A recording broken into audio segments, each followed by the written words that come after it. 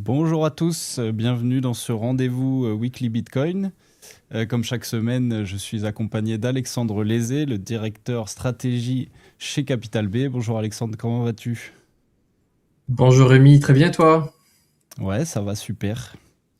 Écoute, on se retrouve comme chaque semaine pour parler du Bitcoin et de son actualité.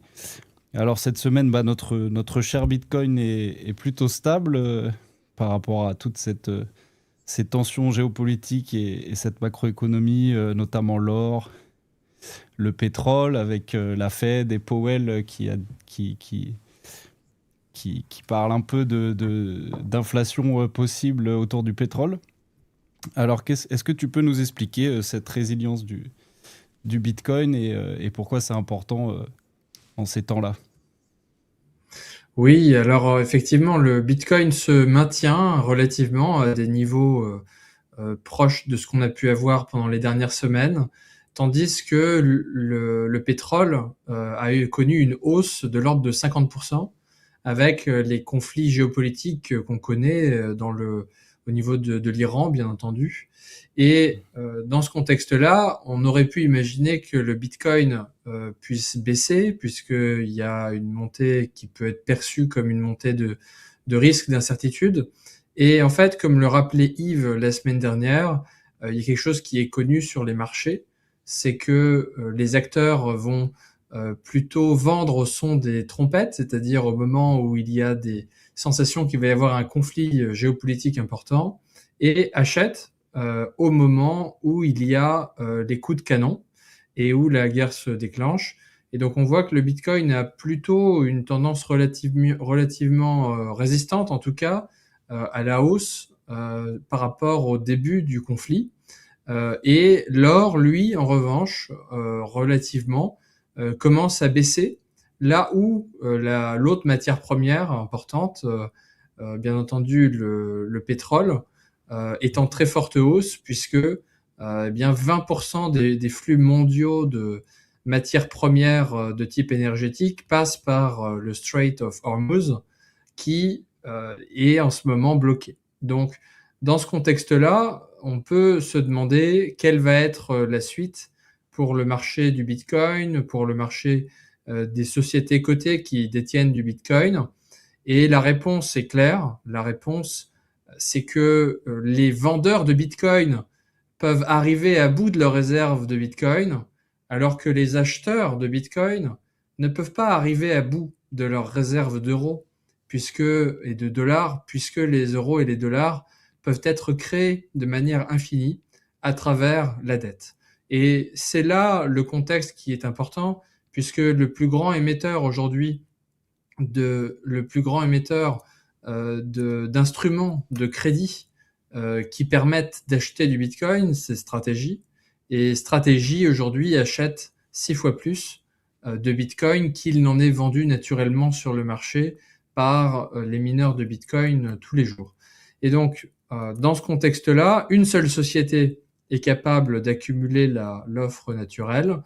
Il y a un conflit géopolitique qui implique que les gouvernements doivent s'assurer de subvenir aux besoins naturels de leur population dans un contexte où les prix des matières premières augmentent fortement. Et donc ça vient augmenter la tension au niveau des gouvernements du monde entier pour vers plus de création monétaire. Alors effectivement, il y a des indications au niveau américain qu'il n'y a pas vraiment de volonté ardente d'appuyer davantage sur le bouton de l'impression monétaire, mais il se trouve que c'est la seule solution dans la présence de taux d'intérêt assez élevés qui deviennent très importants au niveau du budget des États-Unis. Et donc, de manière générale, dans un cadre où les prix de toutes les choses, les besoins élémentaires des populations va tendre à augmenter dans le futur de 50%, puisque en fait le pétrole lui-même augmente de 50%, et le pétrole est un coût de base de tous les biens de première nécessité. Bien, dans ce contexte-là, quel est le seul actif qui a le potentiel de prendre plus de 50% dans le court moyen terme? Bien, c'est Bitcoin, de manière relativement, en tout cas avec une conviction assez forte. Bien sûr, d'autres actifs peuvent le faire, mais avec un niveau de convection suffisamment fort, eh bien seul le Bitcoin a les propriétés de base capables de dépasser, d'atteindre et même de dépasser ce niveau d'inflation et donc de protéger l'épargne de tout un chacun. Et il n'y a qu'un type de société qui, de manière durable, est capable, au fur et à mesure, de surperformer le Bitcoin, c'est les Bitcoin Treasury Companies, qui sont focalisés sur l'augmentation du nombre de Bitcoin par action. Et c'est là le positionnement de Capital B. C'est du long terme, mais on peut le voir, c'est une question de volatilité, d'appétence au risque, mais sur le long terme, les Bitcoin Treasury Companies viennent aussi surperformer le Bitcoin. Et alors, en effet, on le voit, cette comparaison avec l'or et le Bitcoin comme valeur refuge. On voit aujourd'hui que l'or, dont on a parlé et qui faisait la une des médias juste avant ce conflit-là, est-ce qu'aujourd'hui ils sont comparables? Est-ce que leur volatilité est comparable, même si l'or est moins volatile, mais on a quand même vu chuter de manière assez impressionnante.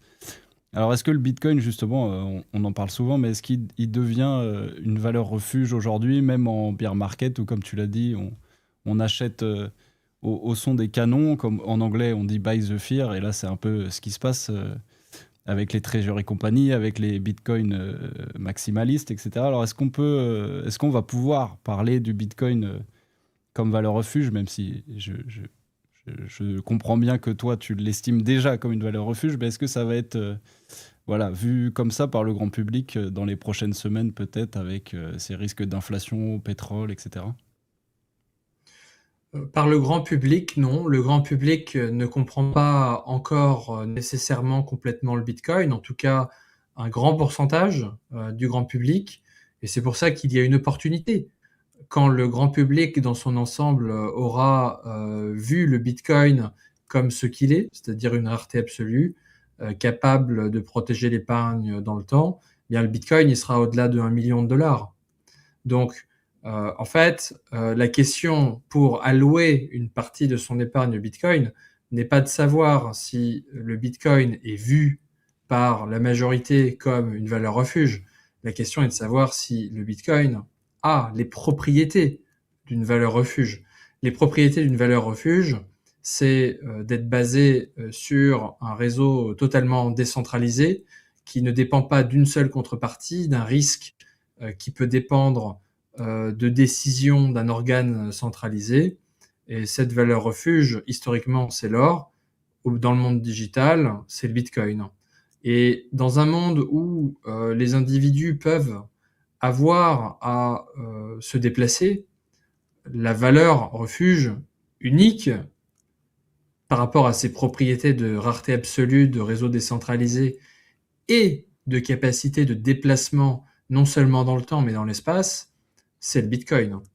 Donc en réalité, il n'y a pas vraiment d'autres alternatives aujourd'hui. Quand on peut voir les propriétés ultimes du Bitcoin, il n'y a pas vraiment de concurrent au Bitcoin aujourd'hui. Maintenant, quasiment personne n'a du Bitcoin à ce jour. Hein. Comme on rappelle souvent, il y a 100 millions de millionnaires et il y a 21 millions de Bitcoin. Donc, c'est la même chose. La compétition pour ces Bitcoins-là ne va pouvoir se faire que sur le terrain du prix du Bitcoin au fil du temps. Et ce qu'on voit, c'est des initiatives de plus en plus multiples d'adoption du Bitcoin par les plus grandes institutions et que, en fait, le grand public ne va pas avoir besoin de comprendre le Bitcoin de la même manière que le public n'a pas besoin de comprendre comment fonctionne un réacteur nucléaire. Le public souhaite de l'électricité. Eh bien, ce que fait Stratégie aujourd'hui, et une ambition bien sûr pour Capital B dans le futur, c'est la capacité d'une société cotée de transformer du Bitcoin qui est volatile et qui est très performant, c'est-à-dire une volatilité et une performance de plus de 60% par an, dans une proposition de valeur qui est non volatile, proche de 0%, et performante, ce qui s'appelle un produit de crédit digital, comme l'a émis Stratégie, STRC, Stretch, qui permet d'avoir une performance de l'ordre de plus de 10% avec une volatilité inférieure à 1%. Et ça, c'est ce que certainement vont adopter 90% des investisseurs qui ne sont pas soit en mesure, soit dans la volonté d'aller vers un actif qui a une volatilité forte, qui a une valeur refuge de long terme. Et donc beaucoup d'investisseurs vont plutôt opter pour une valeur refuge de court terme. Et dans ce cadre-là, eh bien, c'est cette demande-là aussi qui va alimenter la croissance de la valeur refuge de long terme, puisque, in fine, quand Strategy et les autres Bitcoin Treasury Companies vendent du crédit digital, eh bien, elles accumulent du Bitcoin et contribuent à justement cette pression à l'achat sur le marché du Bitcoin. Et alors justement, tu t'en parlais de stratégie. On voit qu'ils achètent encore du Bitcoin en ces temps difficiles, évidemment, puisque c'est leur stratégie long terme, et qu'ils ont justement ils ont levé 1 milliard de dollars déjà via des actions privilégiées pour financer encore de l'achat de Bitcoin. Ils en ont acheté pour 22 337 BTC la semaine dernière, si je ne dis pas de bêtises. Et donc, ils passent à ces actions préférentielles pour lever encore du Bitcoin et pour poursuivre des achats plutôt massifs de Bitcoin, même en ces temps difficiles. Tu peux nous en parler? Est-ce qu'ils ont switché de stratégie?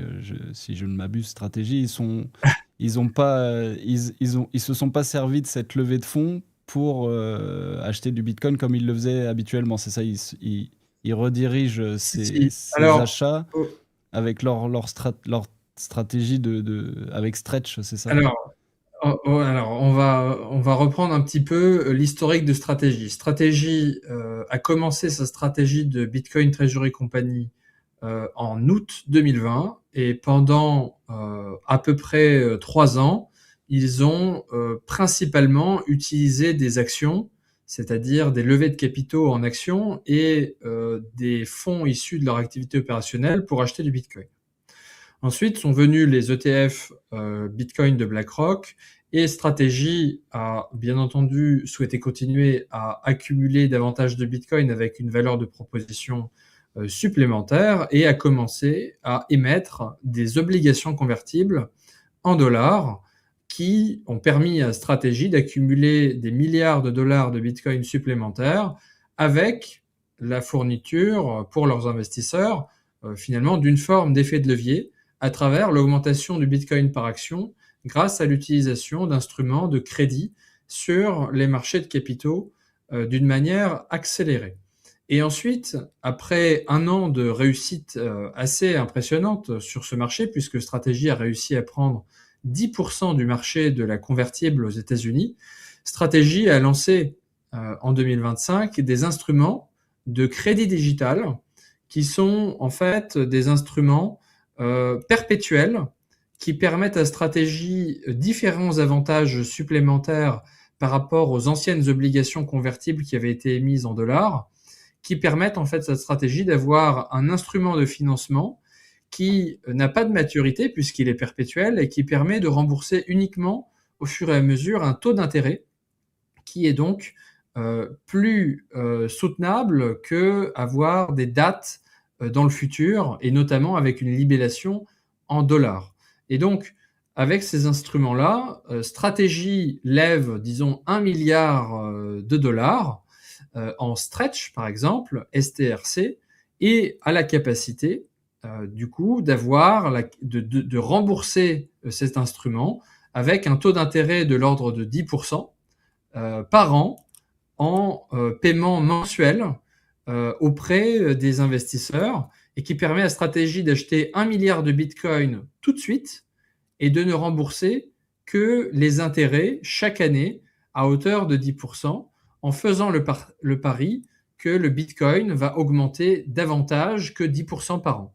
Et donc, en payant un taux d'intérêt de 10% par an et en ayant un actif au bilan qui augmente de plus de 10% par an, eh bien, Strategy, en quelque sorte, récupère la différence de valorisation entre les deux au fur et à mesure et augmente la valeur actionnariale grâce à une augmentation du nombre de Bitcoin par action.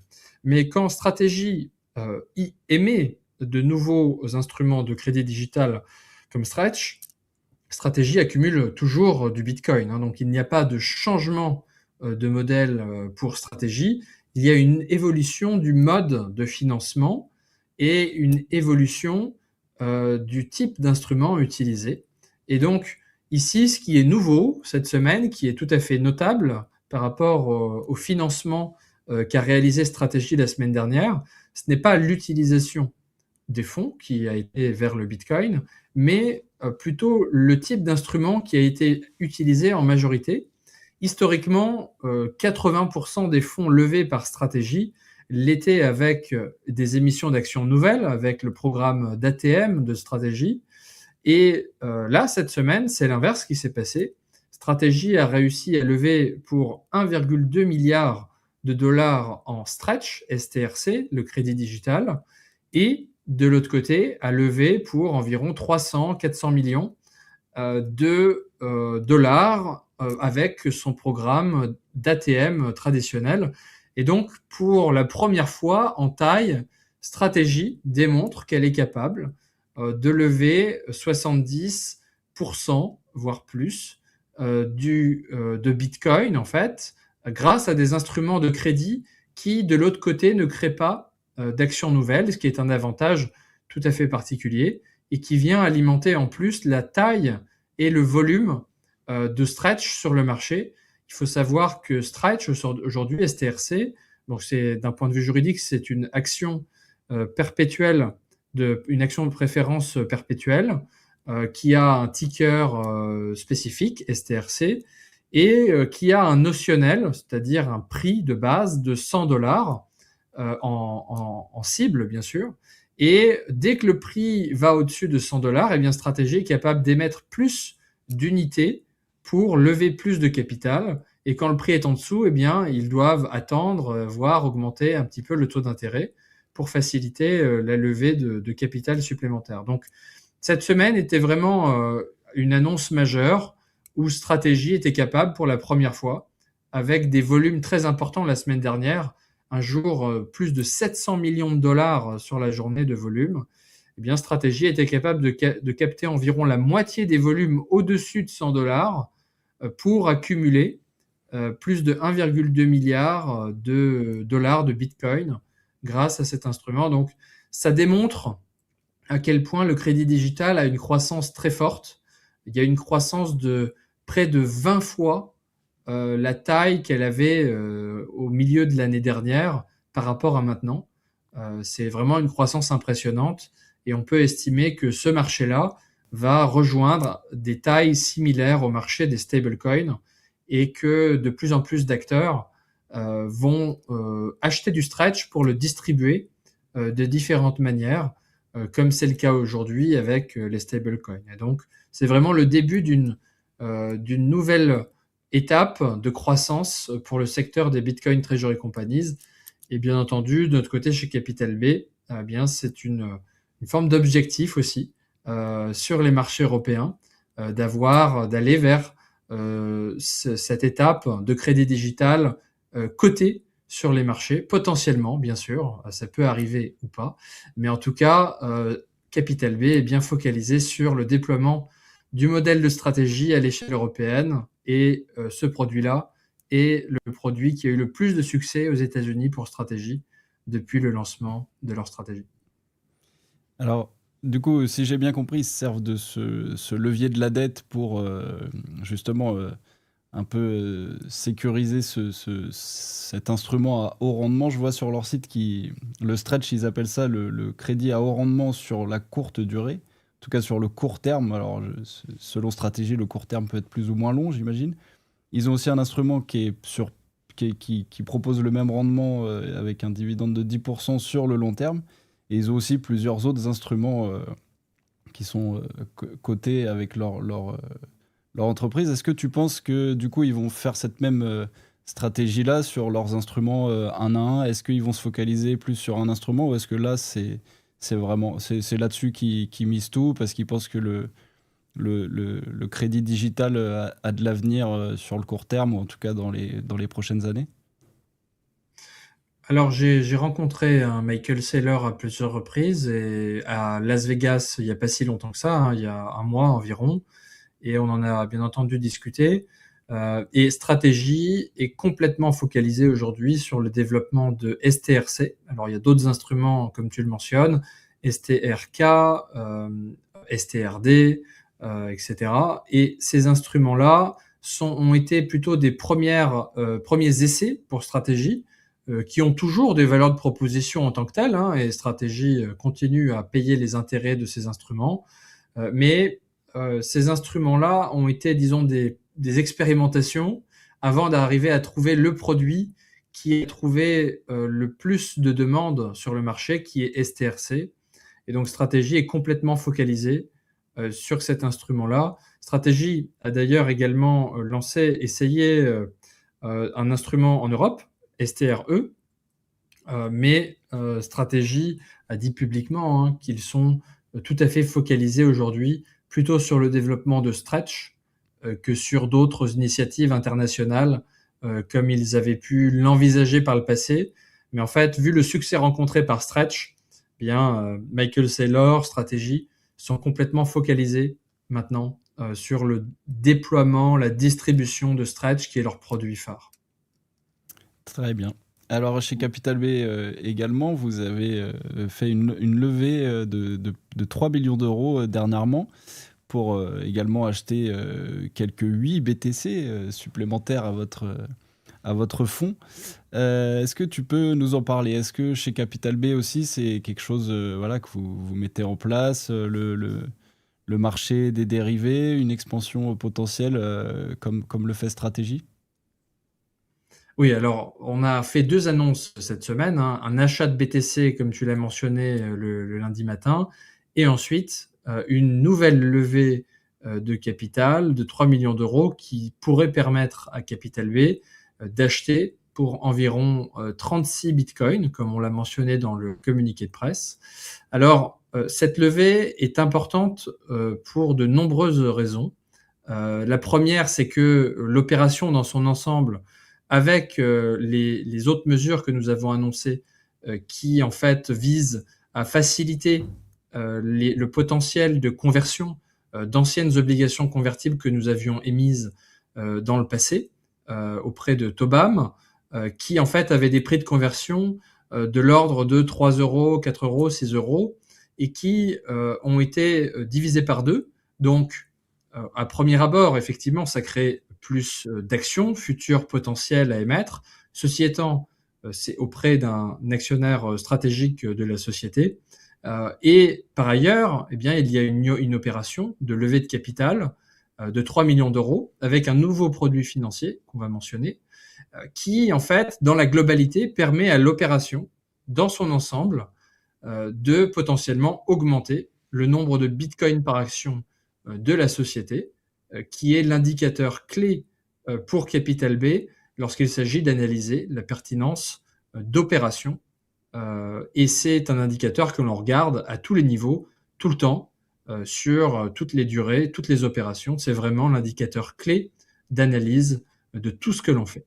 Et donc, cette opération-là, elle est importante pour différents facteurs. Le premier, c'est de contribuer à l'accumulation additionnelle de Bitcoin par Capital B, bien entendu, dans des montants plus de 36 Bitcoins qui ne sont pas anodins pour une société qui détient près de 3000 Bitcoins. Et par ailleurs, d'augmenter bien sûr le nombre de Bitcoin par action, d'augmenter le potentiel de rapidité de conversion des obligations convertibles qui, en fait, lors d'une conversion, permet de retirer la dette pour la société et permet du coup d'augmenter la taille du capital permanent de la société en Bitcoin et donc d'augmenter la taille potentielle de crédit supplémentaire que la société peut émettre sur les marchés et par ailleurs permet ici de créer un nouveau produit financier. C'est une première au niveau mondial, de la même manière que l'on avait innové l'année dernière avec les premières obligations convertibles libellées en Bitcoin. Cette année, nous innovons à nouveau avec un produit qui s'apparente d'un point de vue purement économique à un call option, c'est-à-dire une option d'acheter l'action pour l'investisseur dans le futur à un prix déterminé, qui d'ailleurs a en fait un prix qui peut augmenter au fur et à mesure que le Bitcoin lui-même sur notre bilan augmente également en valeur, c'est-à-dire qu'on a mis un indicateur de MNAV 1.1, la MNAV étant le multiple de la valeur nette du Bitcoin sur le bilan. Eh bien, si notre capitalisation boursière sur une base totalement diluée, c'est-à-dire en prenant en compte les actions émises et à émettre, dépasse de plus de 10% la valeur du Bitcoin sur le bilan, eh bien, cette valeur-là est prise en compte pour, par action, déterminer le prix d'émissions futures liées à ces options-là. Et donc, le prix initial est fixé de ces options est fixé à plus d'1 euro, 1,01 €. Et si dans le futur, la MNAV 1.1, c'est-à-dire la valorisation par action de notre Bitcoin sur le bilan, plus 10%, vient à dépasser 1,01, eh bien, c'est ce prix-là qui va prévaloir. Si ce prix est de 2 euros, eh bien, ça sera 2 euros. Si ce prix est de 3 euros, ça sera 3 euros. Et donc, à mesure que le Bitcoin augmente, eh bien, ça permet à l'opération d'être toujours positive pour la société lorsqu'elle est exercée en termes de Bitcoin par action, en fonction des conditions de marché. Mais avec cet indicateur-là, eh bien, ça permet d'avoir toujours une prime qui est payée par l'investisseur. Et de l'autre côté, c'est une proposition de valeur intéressante aussi pour l'investisseur, puisqu'il vient payer une prime au départ et il a le droit, effectivement, à exercer cette option et acheter davantage d'actions à un prix déterminé à l'avance. Et donc, c'est quelque chose qui est favorable à la fois pour l'investisseur, c'est une valeur de proposition nouvelle, et ça attire d'ailleurs d'autres investisseurs pour la société, qui est un autre avantage. On a déjà eu de nouvelles discussions avec des investisseurs nouveaux sur ces types de sujets-là. Ça ne veut pas dire que ça va nécessairement se concrétiser, mais en tout cas, ça ouvre également de nouvelles opportunités pour la société, pour un marché en fait des dérivés, des options, qui représente dans sa valeur notionnelle plus de 600 trillions de dollars. Et c'est un marché qui est complètement inexploité aujourd'hui. Et par ailleurs, on parlait beaucoup des options qu'une société sur les marchés de capitaux qui a du Bitcoin sur le bilan a pour continuer à augmenter son nombre de Bitcoin par action. Eh bien, une société est capable d'utiliser la volatilité de son action, la valeur de cette volatilité, pour encaisser directement des primes sans aucune création d'action. Il faut avoir conscience que les 3 millions d'euros qu'on a levés, qu'on a annoncés comme étant une nouvelle levée de capital, eh bien, sont des capitaux qui arrivent dans le bilan de la société sans aucune création d'action. Donc, c'est extrêmement porteur de valeur. Et il y a deux options. Soit l'action surperforme et les investisseurs exercent leurs options et la société a la capacité de lever en plus 27 millions d'euros ou plus, ce qui est aussi également positif, et dans des conditions, comme je l'ai mentionné, qui permettent d'augmenter le nombre de bitcoins par action dans le temps. Soit bien l'option n'est pas exercée et Capital B conserve quand même les 3 millions d'euros sans aucune création d'action. Et donc, bon, c'est encore, bien entendu, pour des montants qui ne sont pas complètement gigantesques, hein, c'est 3 millions d'euros, mais c'est un début très important pour un nouveau produit, en plus des dettes convertibles libellées en Bitcoin que l'on émet, en plus du programme d'ATM que l'on a mis en place, et en plus des potentielles nouvelles offres de type crédit digital sur lesquelles, bien entendu, la société travaille. Donc, c'est vraiment une étape importante et une nouvelle innovation dans l'industrie, de manière très réfléchie, avec des indicateurs et des critères, des conditions évaluées de manière très précise pour maximiser le nombre de bitcoins par action de la société. Alors, on nous a mentionné effectivement de la volatilité cette semaine, avec des jours où le cours a fortement baissé.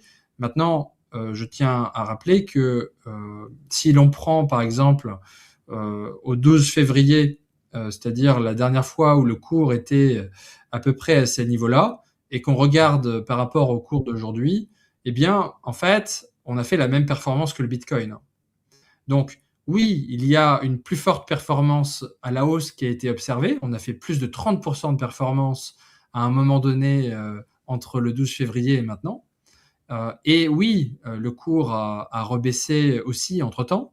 Il ne faut pas oublier que le Bitcoin lui-même a observé des baisses quand même également conséquentes et que la société, de manière générale, a quand même plus de volatilité que le Bitcoin. Donc, il faut en avoir conscience. Mais de manière générale, on a quand même en fait la même performance que le Bitcoin sur cette période-là. Et si on prend sur un an, la société est en hausse de 40%, alors que le Bitcoin est en baisse de 15-20%. Donc, Capital B est focalisé sur des opérations qui vont venir augmenter le nombre de Bitcoin par action. Et après, eh bien, on ne peut pas contrôler, bien entendu, les mouvements de marché sur le court terme. Eh bien, on ne peut pas non plus exactement savoir à quoi ils sont liés nécessairement. Et en tout cas, Capital B est focalisé sur les opérations qui, sur le long terme, vont venir augmenter le nombre de Bitcoin par action et qui permettent à la société de continuer à accumuler du Bitcoin dans un contexte de marché qui, en fait, est quand même si c'est des volatilités qui sont usuelles sur Bitcoin, qui a quand même été baissier depuis maintenant environ 6 mois, et dans lequel on voit qu'il n'y a pas beaucoup de sociétés dans le monde qui continuent d'accumuler du Bitcoin, et que Capital B continue à accumuler du Bitcoin de manière extrêmement régulière et systématique, avec des levées nouvelles et des produits financiers nouveaux. Donc voilà, très positif pour la société et pour les perspectives de long terme de la société, avec un nouveau marché gigantesque qui s'ouvre à la société et tout un nouveau type d'investisseurs intéressés par le marché des options qui, en fait, est maintenant très intéressé par la société. Et alors, déjà, félicitations pour cette levée de fonds et ce rachat de BTC. Alors, est-ce que du coup, vous avez acheté, j'ai envie de dire, que 8 BTC par rapport aux 36 BTC que vous auriez pu acheter? Est-ce que vous prévoyez encore un bear market qui va durer un petit peu? Est-ce que vous gardez ça en réserve au cas où ça baisse encore un peu? Ou est-ce que c'est vraiment histoire d'avoir une réserve sur le long terme pour profiter de chaque Non. opportunité? Oui, non, comme je précisais, les BTC liés à la levée que l'on a annoncée mardi n'ont pas été encore annoncés à l'achat. Les BTC que tu mentionnes sont les BTC que nous avons annoncés le lundi, avant l'annonce de la levée, et donc ces BTC-là ne sont pas liés à cette levée, et donc on n'a tout simplement pas encore annoncé un achat de Bitcoin lié à cette levée. L'objectif à chaque fois pour nous est, dès réception des fonds, de procéder à l'achat de Bitcoin par rapport aux estimations que l'on fournit. Et donc, Capital B n'essaye pas de timer le marché. Capital B alloue dès que les fonds sont disponibles au Bitcoin. Il n'y a pas de bon ou de mauvais prix de Bitcoin. Le plus important, c'est d'allouer le plus vite possible les fonds levés dédiés à l'acquisition de Bitcoin le plus rapidement possible. Donc, dès que ces acquisitions sont réalisées, eh bien, Capital B annoncera le résultat au marché. Donc en effet, peu importe le prix, vous serez à l'achat dans l'immédiat, et c'est beau à voir et c'est plutôt compréhensible, surtout vu le prix du Bitcoin actuellement. Alors on a une autre nouvelle concernant une Bitcoin Treasury Company qui est Metaplanet, qui est la première Bitcoin Treasury Company d'Asie, qui est japonaise et qui vient elle aussi de lever 225 millions de dollars pour accélérer son accumulation. Alors qu'est-ce que ça nous dit, qu'est-ce que ça nous apprend sur cette adoption du modèle de Treasury Company en Asie? Est-ce que ça va inspirer d'autres compagnies à s'y mettre, notamment en Asie? Puisque c'est vrai que vous, Capital B, vous êtes les numéros 1 en Europe, et il y en a peu aussi sur le marché. Et en Asie, ça a l'air d'être pareil. Alors est-ce que tu peux nous parler un peu de Metaplanet et de cette action qu'ils viennent de faire? Oui, alors Metaplanet, il faut savoir qu'après Stratégie aux États-Unis en 2020, après Metaplanet en début 2024, en avril 2024, et Capital B en novembre 2024, ces 3 sociétés ont été les premières à adopter un vrai modèle de Bitcoin Treasury Company, c'est-à-dire focalisé sur l'augmentation du nombre de Bitcoin par action au fil du temps. Donc Strategy a été la première dans le monde, aux États-Unis, Metaplanet la première en Asie, basée au Japon, et Capital B la première en Europe. Et Metaplanet a vraiment eu une croissance formidable l'année dernière. Ils sont passés d'environ 3000 BTC à plus de 30 000, ce qui est tout à fait remarquable. Et ils viennent d'annoncer une levée tout à fait significative à nouveau de plus de 200 millions d'euros en actions directement, avec une prime de plus de 2% par rapport au prix du marché. Bon, c'est globalement à peu près le prix du marché des actions. Et également, à côté, des warrants, c'est-à-dire aussi une forme de call option. La différence avec ce que l'on a fait, c'est que nous avons directement vendu en fait les warrants en question, les options.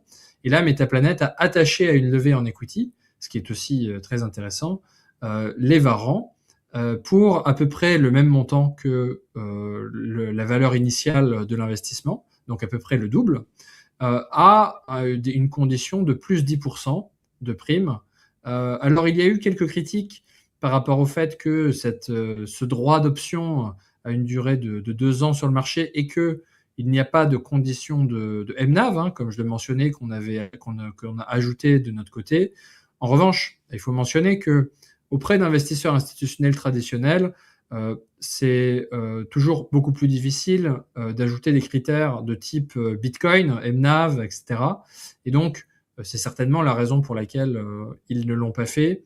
Et en revanche, ce qu'ils ont fait à la place, c'est d'ajouter en fait qu'après 12 mois, si l'action de la société est en performance de plus de 40% par rapport aux 10%, donc bon, à peu près plus de 50% par rapport au niveau du moment du deal, eh bien, Metaplanet a ce qu'on appelle un soft call, c'est-à-dire qu'elle a la capacité soit de en fait, demander aux investisseurs de convertir, d'exercer leurs options, soit d'annuler leur droit à l'option. Et donc, en fait, c'est de cette manière-là que Metaplanet vient plutôt protéger en disant, ben voilà, si vous êtes déjà dans des conditions très positives, exercez votre option, n'attendez pas plus.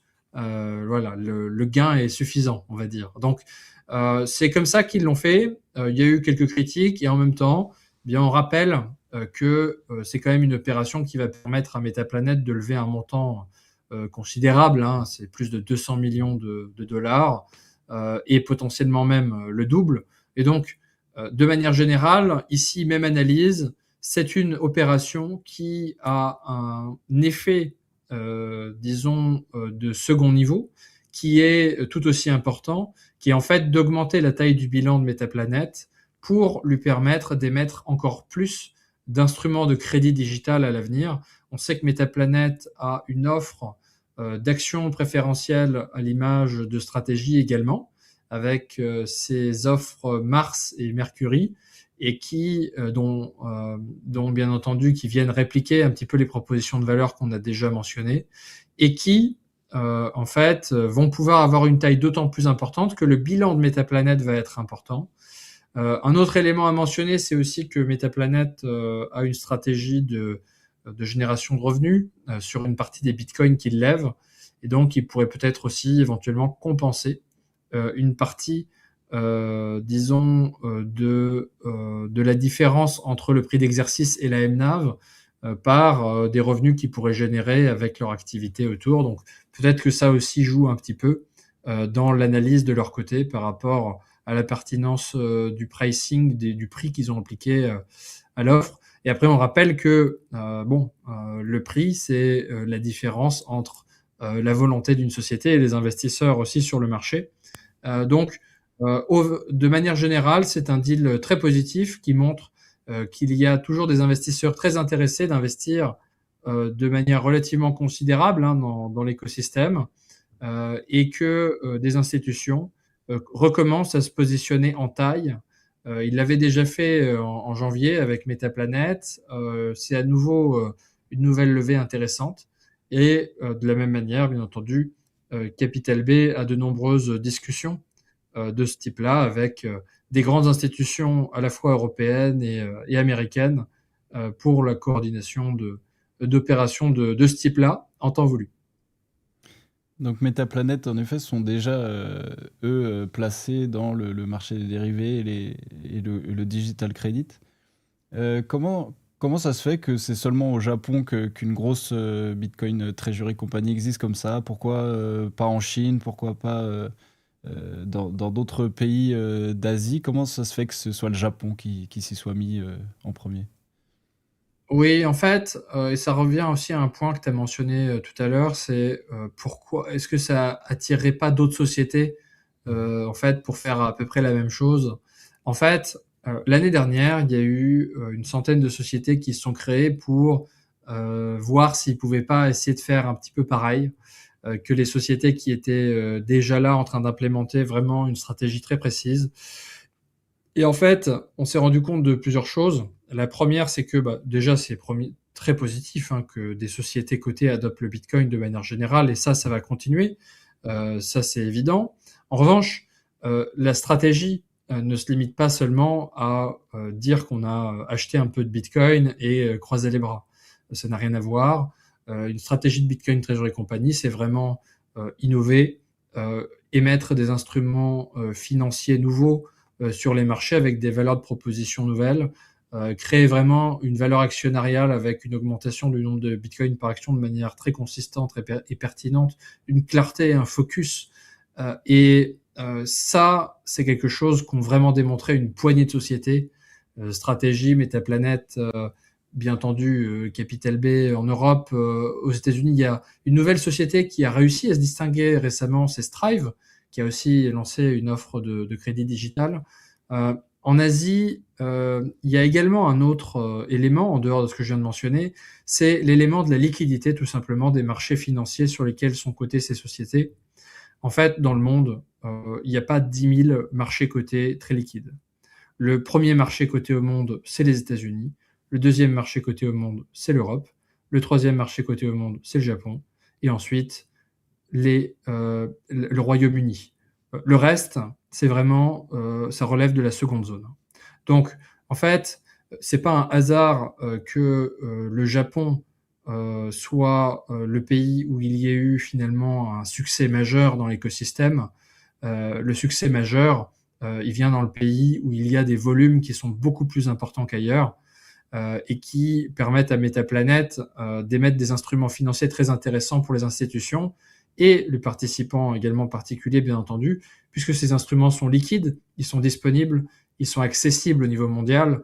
C'est la même chose pour Capital B, qui est en France particulièrement. La France qui représente la moitié des flux institutionnels de levée de capitaux au niveau européen, qui représente vraiment la population qui est la plus active, en fait, à la fois au niveau institutionnel et particulier sur la bourse. Et donc, c'est pas pour rien, en fait, que c'est la France qui a le lead sur ce sujet aujourd'hui avec Capital B et grâce, bien entendu, à nos investisseurs et que je remercie comme d'habitude. Un autre élément intéressant aussi en France, c'est le fait que les régulateurs, depuis 2017, sont très avancés sur le sujet des actifs numériques. Pour le Japon, dans les années 2010, il y avait eu des grandes avancées avec une plateforme d'échange. Malheureusement, elle a fait faillite dans les années 2010. Et ensuite, il y a eu un gap. Et maintenant, le Japon s'y remet à nouveau. Donc, il y a une volonté. Et aux États-Unis, on retrouve la même chose avec un régulateur maintenant qui s'y met vraiment de manière accélérée.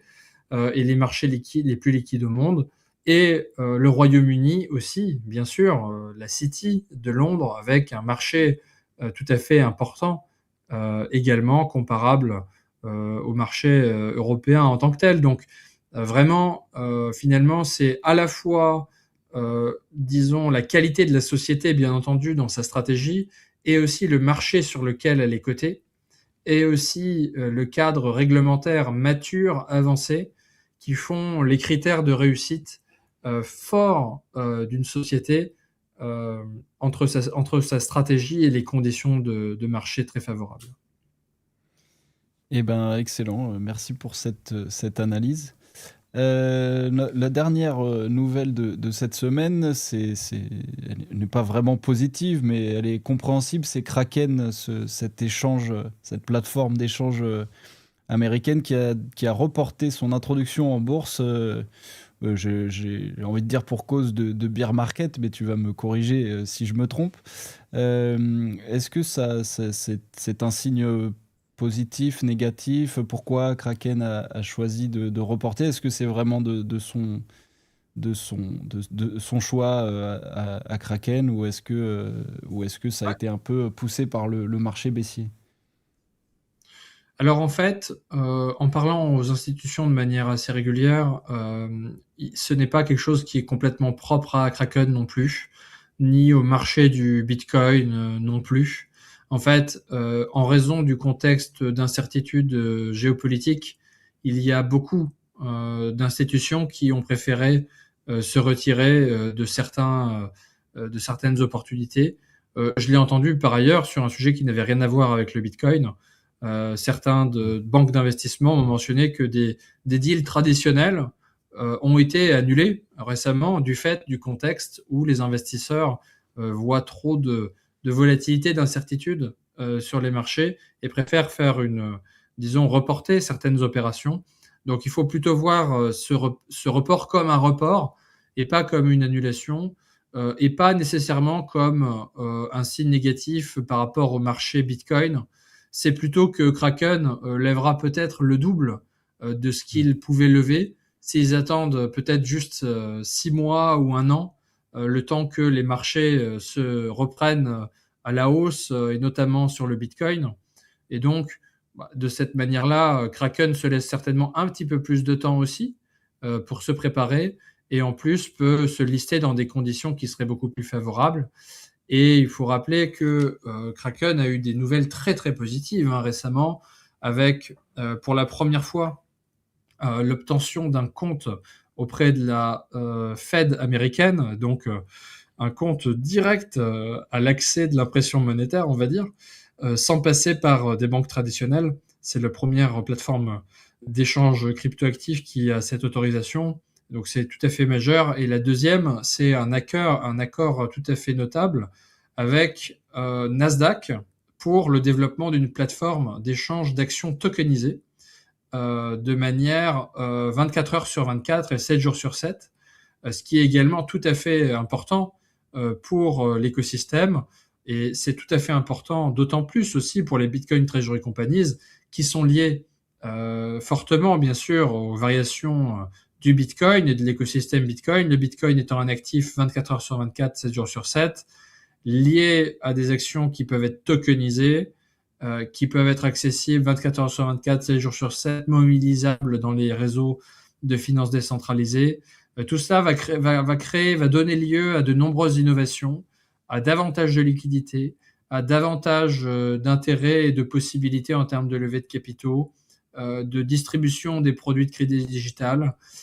C'est vraiment des développements très intéressants et on peut imaginer que si le crédit digital se développe, que les actions de Bitcoin Treasury Companies ont une évolution comme on peut l'espérer dans le futur, eh bien Kraken, qui pourrait être un acteur pionnier du domaine avec une plateforme d'échange d'actions tokenisées et avec un compte d'accès direct au réseau de la Banque fédérale américaine, puisse être dans une position très très favorable lors d'une IPO, plutôt dans un marché haussier que dans un marché en cours de stabilisation et potentiellement même en cours de retournement, mais quand même avec un contexte d'incertitude géopolitique qui font que beaucoup d'investisseurs institutionnels préfèrent soit attendre ou en tout cas donner un peu plus de temps à la société pour ce côté.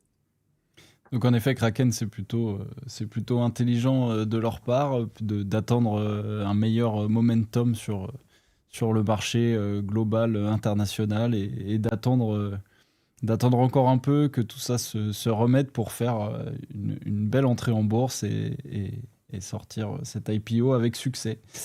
Merci beaucoup Alexandre pour cette analyse de la semaine en Bitcoin. Merci à tous de nous avoir suivis. Je vous rappelle évidemment comme chaque semaine que le revenu est disponible en kiosque, le numéro de mars Gagner plus avec la science, également le hors-série, excusez-moi, le hors-série sur le guide des impôts qui vous rappelle éventuellement de ne pas oublier de déclarer vos profits en crypto-actifs. Je vous remercie de nous avoir suivis et je vous donne rendez-vous la semaine prochaine pour un prochain Weekly Bitcoin. Merci Alexandre, bonne journée. À très vite. Merci Rémi, merci à tous. Au revoir.